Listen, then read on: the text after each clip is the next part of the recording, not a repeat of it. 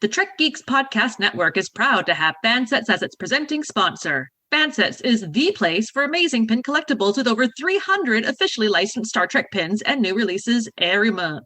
Stay tuned for a special discount code good on your next order at fansets.com just for Discovering Trek listeners. Fansets, our pins have character. Hello, Discovering Trek listeners. Sara and Kasey here, and this is Discovering Trek Enterprise. Welcome to the First Frontier. We two reckless stowaways are sneaking into the commissary to break down yet another episode of Enterprise. This is the first full series watch through for Sara, and it's a rewatch for me. Today, it's episode 8, Breaking the Ice. This episode originally showed up on the airwaves or on your cable box 20 years ago on November 7th, 2001. So, if you haven't watched it, I'm really not sure what to tell you right now. You've had a lot of time to do so. And guess what? You still have time to do so before listening to us give our assessment of this episode. So put us on pause, go fire up Paramount Plus or Amazon Prime or Blu-rays or DVDs and watch episode 8. Then come on back here, listen to us, throw away any rose-tinted glasses we might have had about breaking the ice. So let's get to it. We hope you enjoyed our non-warning spoiler warning.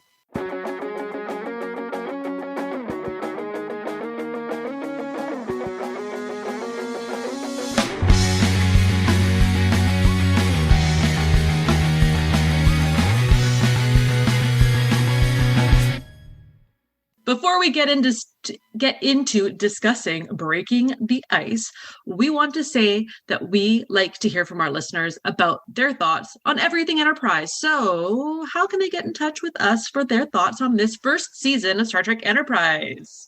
Well, Sara, I'm so glad you spontaneously asked me that. If you, dear listener, are looking to communicate with us, there's a bunch of ways you can do that. Of course, you can go to trekgeeks.com/contact and find a variety of ways to get us your thoughts. Heck, Twitter, Facebook. All you have to do is search for Discovering Trek. Heck, if you want to send a raven, go for it. Whatever floats your boat. We welcome all your comments and questions. You can also leave us a voicemail message by visiting our website at trekgeeks.com and click on the big blue button. Remember, though, that any comments you leave, we might use in a future episode of Discovering Trek Enterprise. Dun, dun. Dun, dun, dun, dun, dun, dun, dun. All right, we have to discuss pie and slices of pie for this episode, Breaking the Ice.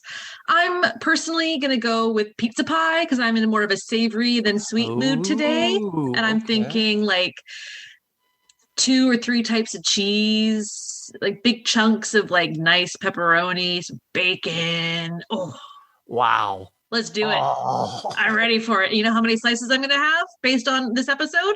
4.5. What? 4.5 slices.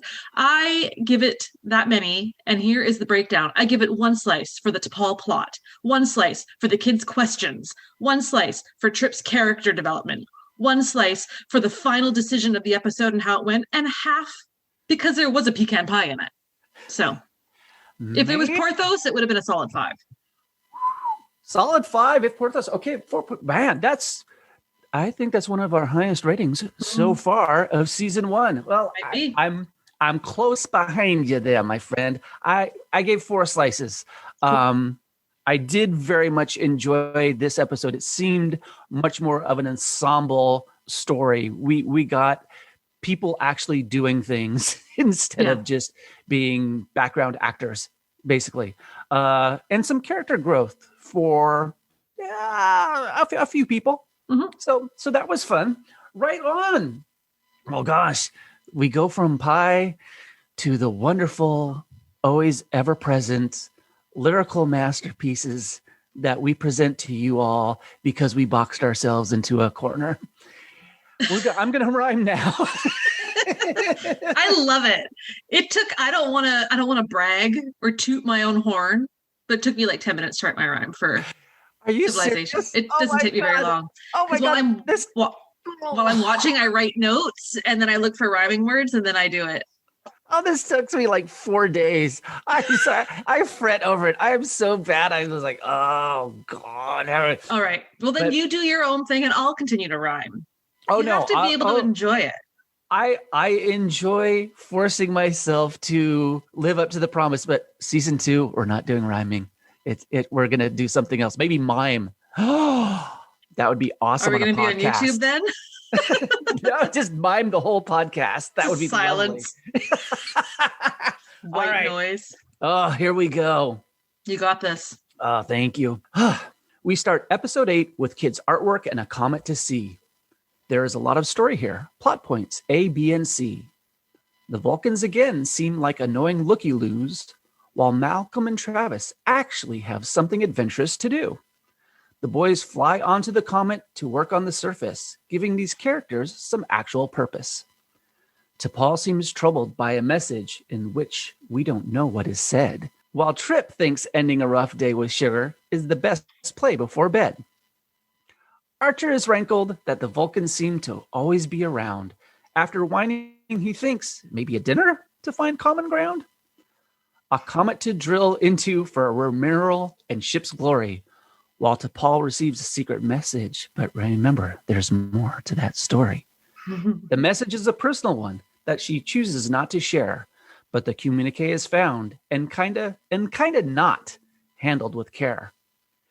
School kids have a lot of questions and want all the scoop. Poor old Trip gets saddled with an inquiry about space poop. After a Hoshi translation and an apology from Trip, events build up to a meaningful chat. T'Pol has a quandary and must decide between her goals or a marriage to that. The dinner with the Vulcan captain is pretty much a bust. Archer's patience showing absolutely no rust. In the meantime, Travis and Malcolm play blow it up and build a snowman, while an altered orbit increases the temperature, ruining their plan.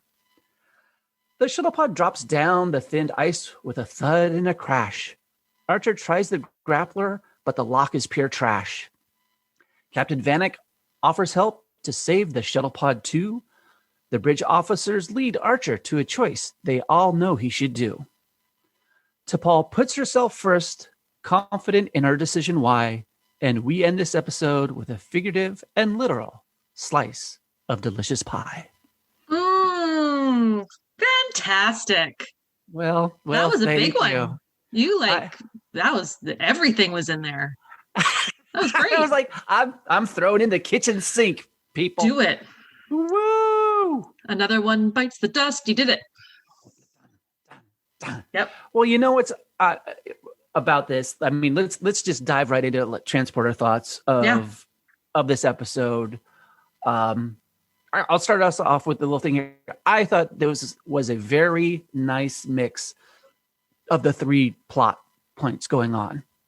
Yeah. You know, it was something where, I mean, really, after we've come out of, especially for me, DS9, where, you know, a real ensemble going on, that, okay, most everybody here had stuff to do and little highlights in the episode. I have a question for you here. With the Vulcans always being around as of late, and, you know, Archer brings it up like, hey, a few weeks ago, they were here too. Do you think the Vulcans were around to be the intermediary for T'Pol and Kos and that whole marriage deal? I think there's a combination of a few things. I think they're spying on them because they're just kind of nervous about humans in general being out there, which to me says they don't really have a lot of trust for T'Pol and her ability to handle and maybe rein in the humans that are out there on their first spaceship. But I think they're also just kind of busybodies and maybe they got nothing better to do. And this is actually kind of fun for them to watch because they won't admit it, but come on. Like, the humans are pretty fun to watch, and I think they're kind of getting a kick out of seeing what's going on and snooping. I think that's the thing. I think there's more to these Vulcans than they're trying to, you know, things have been quiet for a while, and then we show up, and they're like, oh, I can't not look at this. This is this is a hot mess. Let's follow them. Let's see that. Yeah.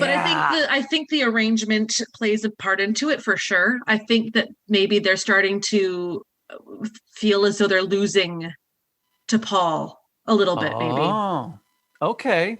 That makes sense. I can understand that, because I kept wondering also, I go, well, this could be a nice excuse for the Vulcans being around of like, hey, there's, if it ever comes out, there's this personal matter for one of our own, and we were just, doing what we need to do for that person and or our society, not that we just don't trust y'all at all.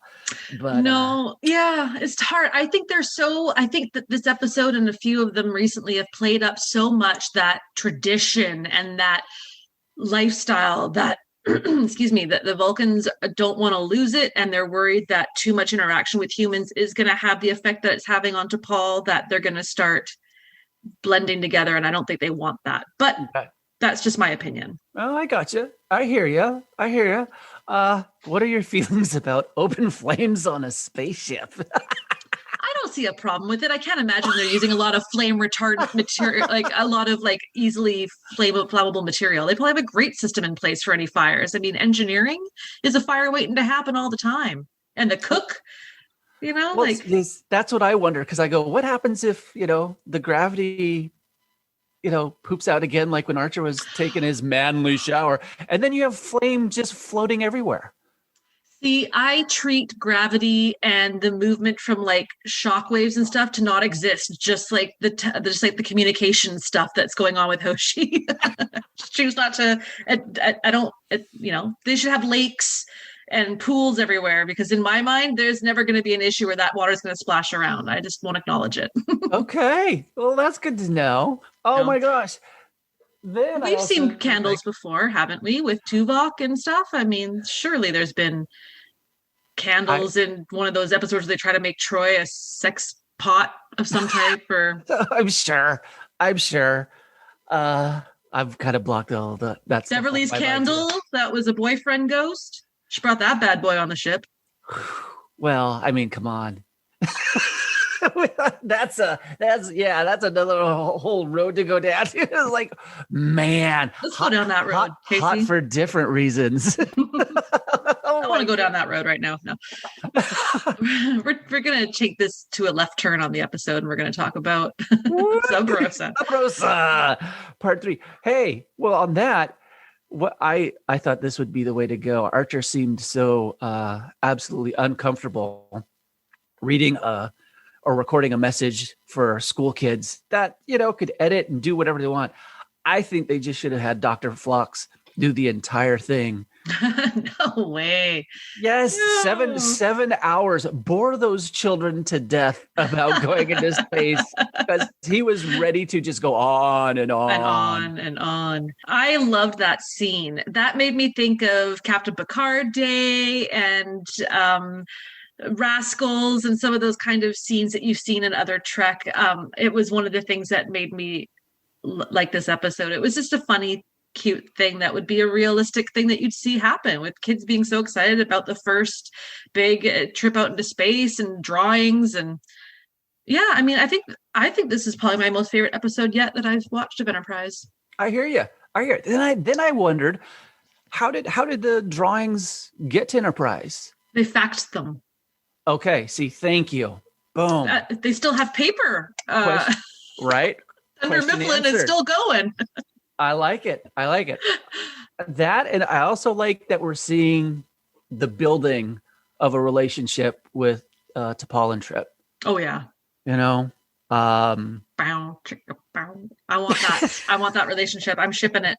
There you go.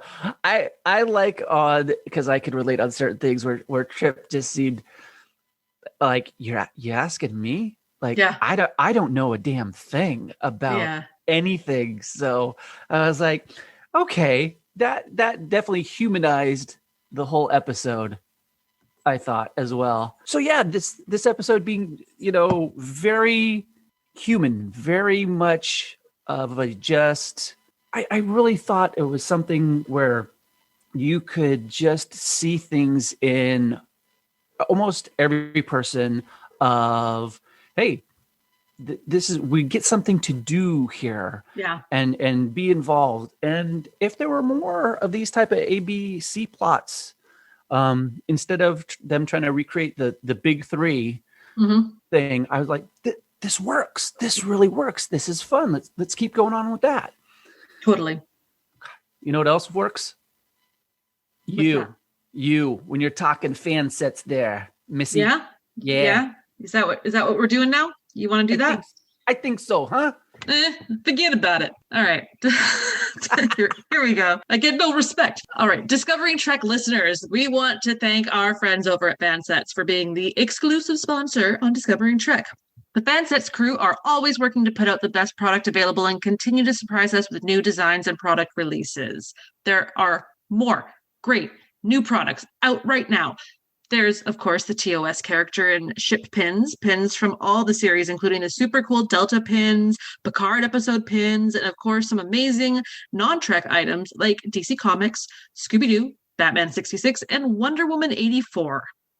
There are tons of pins and accessories for you at fansets.com. So right after listening to us, go to fansets.com. I repeat, go to fansets.com. Scroll along all the amazing pins offered, and then load up your cart and enter the special code word Discovering Trek in all caps with no spaces at checkout for an amazing 10% off your entire order. And don't forget, if you are in the US and spend more than $30, you will also get free shipping. Woohoo! Fansets. Our pins have character. And gosh golly, we thank our friends at Fansets for being the presenting sponsor of the Trek Geeks Podcast Network. Boom, people. Microphone drop. That was a wonderful reading. Way to go. I think next time I'll add like 7 more paragraphs for you. Thank you. I had to close it and scroll it, and then I got lost in my thing because it's just a lot of big script. Big script. Didn't have enough time in my trailer to memorize my script, so I need my cue cards. I'm sorry. We will try and make your call time to set later. Thank you. And make sure that your raspberries are chilled. Yep. Yes. A basket of wine is ready. And I was going to bring you a few carafes, but if you want a basket of wine, we can do that. My tea, Lady Grey, hot. Did you get that from Chef? Mm-hmm. So Chef special of the day is Lady Grey, hot tea. A little coconut milk, almond milk, and it's good. There you go. Awesome. Well, since we are hanging around in the commissary, little Chef special of the day here. We, since we have a full crew in this series, let's use them more than just moving mannequins, background type stuff. The one thing that ticked me off in this episode, Hoshi dismissed again. Who's that? I mean, Hoshi basically says while talking to the little kids that she's the backup to the translator in case the computer doesn't work.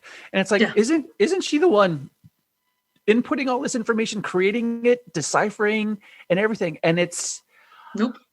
I was baffled on that one. I was like, no, she's in charge. She is your communications officer. She's the one who can get you out of a lot of trouble.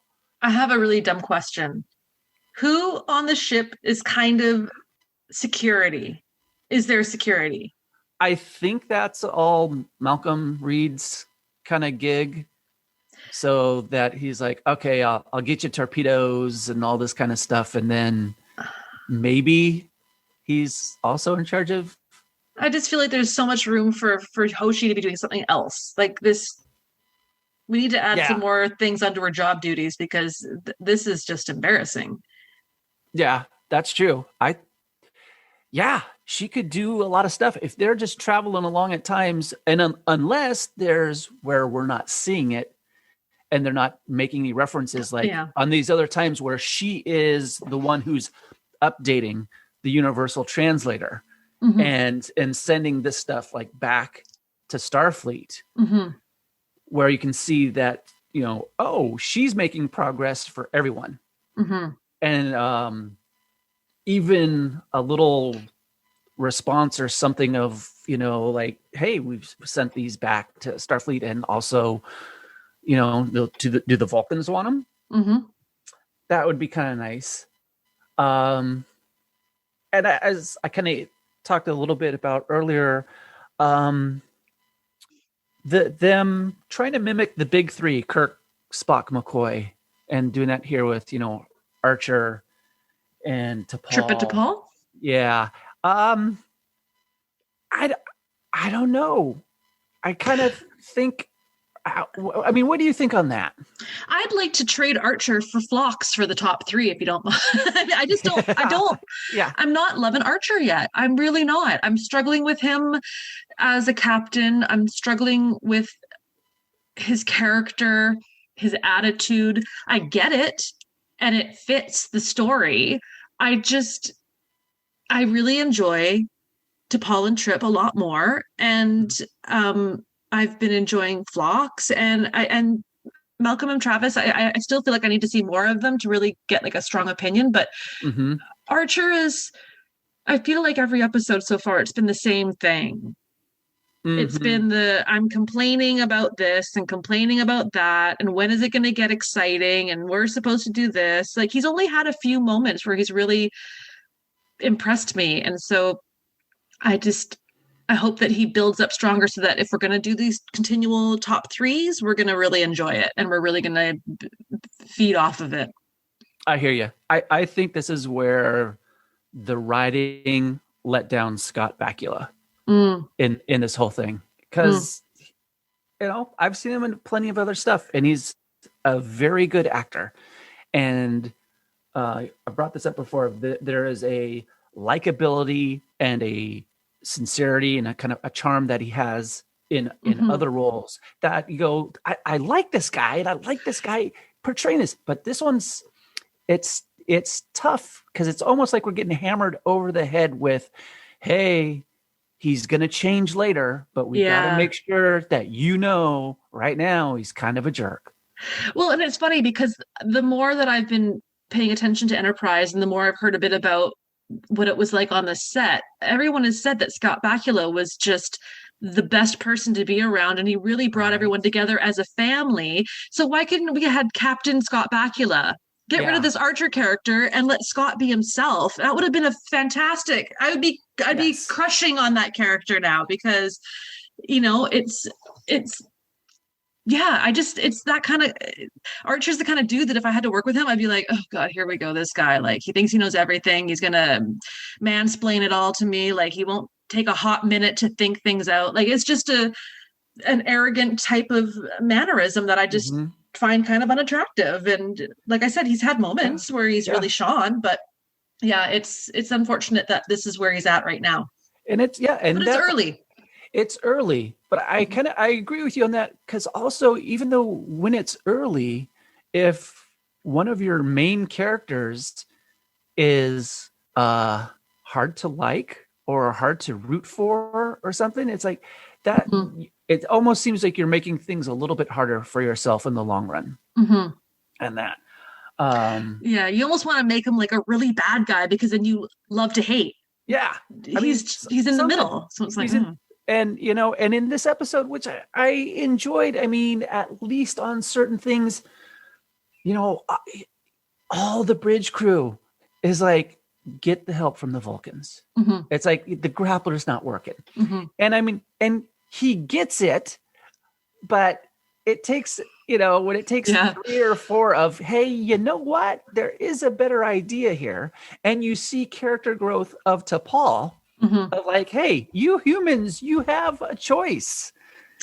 She is such a good character. And I did not like her in the first episode. And I recalled from the first time I watched the series, I was not a fan of T'Pol, because I've never had a huge love for the Vulcan characters. Like, I have nothing against them. I just never really connected with that type of species for some reason. And so I love her character, and I'm so excited for every scene that I get to watch with her, which is, I love that. I'm so excited for that. But I was just kind of giggling to myself, because I'm thinking about how they could have made Archer like really bad. It would have been great if they had gone the route of, like, did you ever see that show House? Yes. Dr. House as the captain. Like if they made Archer just that like disgruntled and like scarred up and angry, that would have been funny. I would have loved that. That would have been pretty hysterical. It would have been like the character from Lower Decks, the Shacks, like one of those kind of like surly, like eye patch wearing. Go for it. If you're gonna go strong. Maybe I'm gonna write my own script. I'm gonna create my own band of misfits. Some fan fiction coming from Sara any decade now. What did you think about this? Like after Archer kind of lays into Reed the comet of, hey, you know, we're being observed, you know, who's building a snowman. But after that, there's, you know, scene after that, Reed adds Vulcan ears to the snowman, and it's kind of a little, I mean, it wasn't an FU for sure, but it was kind of like, yeah, hey, I know we're being watched. I'm doing it anyway. No harm done. Right? And I was like, we're getting little bits of growth here. I mean, I haven't heard Malcolm or Travis speak this much in a long time. Archer's crew and himself have done so much worse than build a snowman. He needs to unclench already and just relax. Right? Like just take a breath, dude. It's a snowman. That's the most harmless thing that's happened with your crew. Like, it's cute.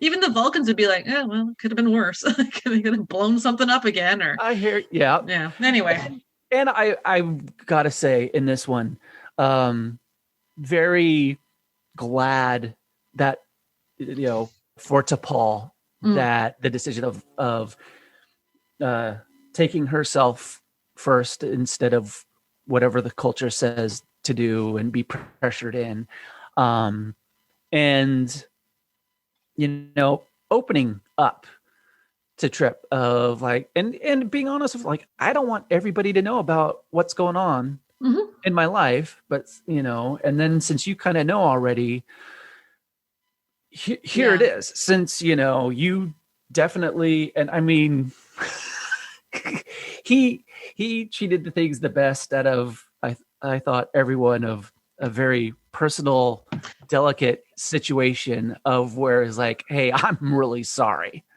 Well, and you know, I just thought of this right now, but one thing that I thought really stood out in this episode was you see just how much Trip gets her compared to Archer. Because Archer made that comment to Trip being like, oh, make sure she doesn't like beat you up or whatever. Like, she would never do that. She's a Vulcan. She's gonna withhold her. She would never physically lash out. So even maybe if he was joking, it's still like, you don't get her at all, Archer. Like, Trip way more understands her, which I think kind of is telling of that openness too. I hear you. I think that's another. This is part for me, which is really hard with this first season, is we go back to the writing. Where it's like, I mean, they're writing Trip getting her, and they're writing Archer not. And there's this weird thing where, you know, there's still kind of these casual, he's the captain, there's certain little casual things like, hey, maybe you want to look here. I mean, at the beginning of the episode, he sounds like a co-pilot on Southwest Airlines. Go, hey, if you look at the right side of the plane, you'll see the Grand Canyon. And I was like, okay. And then they're writing stuff with Trip and T'Pol there, and it's like, that's good stuff. And that's all right. That's coming. As somebody who's never seen season 2, I'm fully anticipating Captain Trip. That's what I want. Oh, all right. That'd be nice. Well, all right. I won't say anything. Okay, fair enough. So that does it on our coverage on episode 8, Breaking the Ice. We will be back next time chatting about episode 9, Civilization, as we continue to celebrate the 20th anniversary year of Enterprise. Until then, remember that you can subscribe to Discovering Trek by searching for us on Apple Podcasts, Spotify, Google Podcasts, or by heading to discoveringtrek.com. Where can all our fantastic listeners find us on social media? Casey?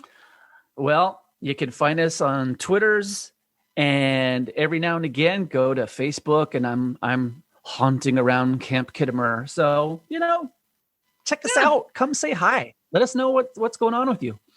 And hey, if you enjoy what we're doing here on Discovering Trek, and the Trek Geeks Podcast Network, please consider supporting us on Patreon. As a subscriber, you can get access to the unedited recordings of episodes, as well as exclusive content and great subscriber rewards, like our annual supporter pins from Fansets and our exclusive Trek Geeks Podcast Network t-shirt. We'd like to take a moment to recognize the following amazing producers of Discovering Trek. We thank you all for your support.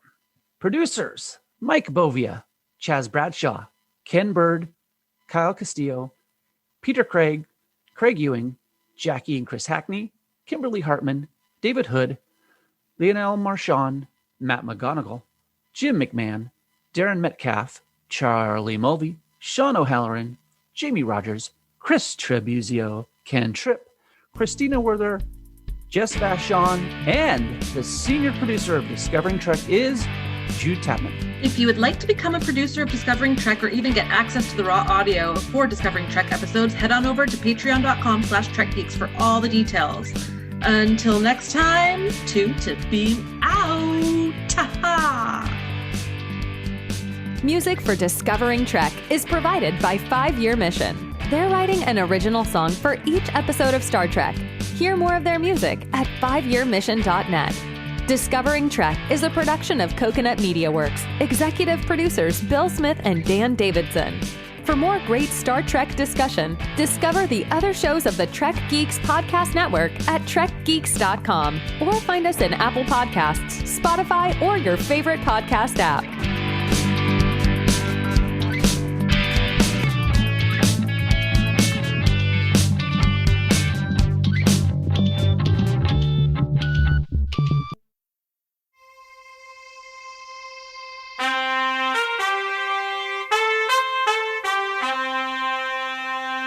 Coconut!